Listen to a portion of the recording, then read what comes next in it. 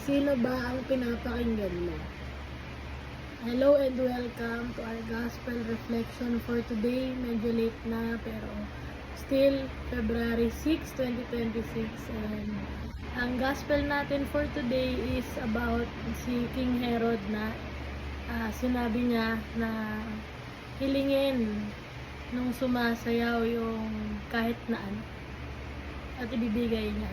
At ayun nga, ang hiniling ay ang ulo ni John the Baptist. Kaya dahil gusto niyang i-honor yung word niya, pinapatay niya, pinapugot niya si John the Baptist. Ang tanong sa atin ngayon, kanino ba tayo nakikinig? Ang hirap, no? Kasi nga maraming boses, marami tayong gustong gawin. So sarili lang natin, ang dami natin gawin. Tapos pag mayroon pa tayong napakinggan na ibang mga tao, ang dami din gustong mangyari. Tapos, basta, distracted tayo.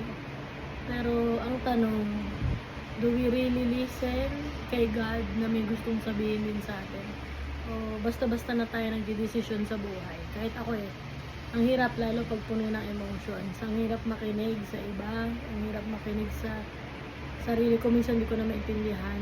At lalo na, ang hirap makinig kay God. Pero, sana kahit na gano'n, ang sundin pa rin natin ay ang boses ng Panginoon. Lagi natin siyang pakinggan.